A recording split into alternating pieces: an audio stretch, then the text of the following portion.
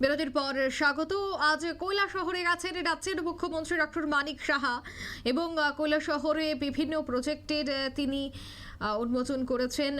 অন্যদিকে দ্বারোদ্ঘাটন সহ বেশ কয়েকটি প্রকল্পের আজ উদ্বোধন করতে দেখা গেছে মুখ্যমন্ত্রীকে। সাথে উপস্থিত ছিলেন মন্ত্রী টিঙ্কু রায়। কৈলাসহর মহকুমা চণ্ডীপুর ব্লক অফিস প্রাঙ্গণে প্রথমে প্রদীপ জ্বালিয়ে 17টি প্রকল্পের উদ্বোধন এবং 21টি প্রকল্পের ভিত্তিপ্রস্তর স্থাপন করেন মুখ্যমন্ত্রী। অনুষ্ঠানে মুখ্যমন্ত্রীর সাথে উপস্থিত ছিলেন চণ্ডীপুরের বিধায়ক তথা রাজ্য সরকারের মন্ত্রী। এছাড়া টিআইডিসির চেয়ারম্যান নবাদল বণিক সহ রাজ্য ওয়াকফ বোর্ডের চেয়ারম্যান মফস্বল আলী। এছাড়াও অন্যান্য বিজেপি নেতৃত্বরা উপস্থিত ছিলেন। মুখ্যমন্ত্রী মানিক সাহা ভার্চুয়ালি সবগুলি প্রকল্পের উদ্বোধন এবং শিলান্যাস করেন। অনুষ্ঠানে স্বাগত বক্তব্য রাখেন ঊনকোটি জেলার জেলাশাসক দিলীপ কুমার চাকমা। উল্লেখ্য, কৈলাসহর মনুভেলি চা বাগান ফ্যাক্টরিতে গত বছর কাজ করার সময় চা বাগান শ্রমিক রামজয় পাল মারা যান এবং অনুষ্ঠানের মৃত চা বাগান শ্রমিক রামজয় পালের স্ত্রী রুমা পালের হাতে ফ্যাক্টরি এবং বয়লার আইনে মনুভেলি কর্তৃপক্ষের দেওয়া 9 লক্ষ টাকার একটি চেক তুলে দেন মুখ্যমন্ত্রী।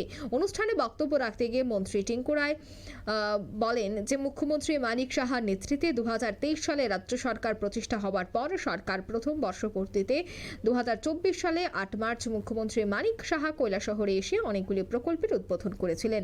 অনুরূপভাবে সরকারের দ্বিতীয় বর্ষপূর্তিতেও আজ আবার মুখ্যমন্ত্রী মানিক সাহার হাত ধরে কৈলাসহর মহকুমায় অনেক প্রকল্পের উদ্বোধন হয়েছে।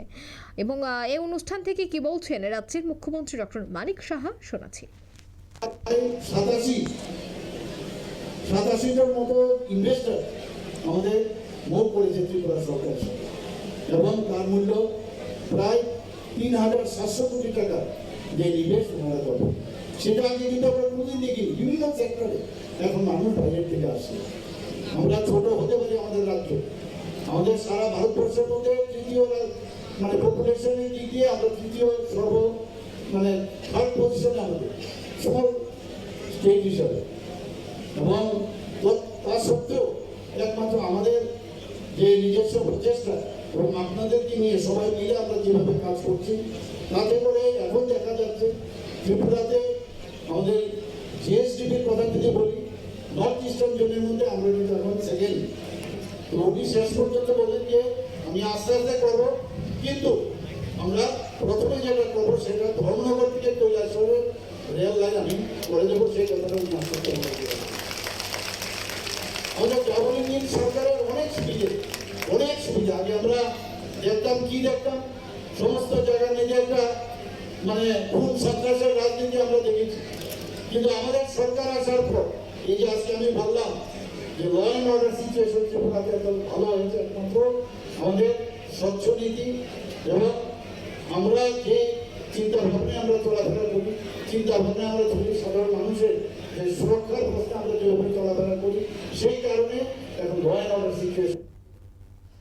আপনারা শুনলেন মুখ্যমন্ত্রীর বক্তব্য। 17টি প্রকল্পের উদ্বোধন এবং 21টি প্রকল্পের ভিত্তিপ্রস্তর আজ স্থাপন করেন।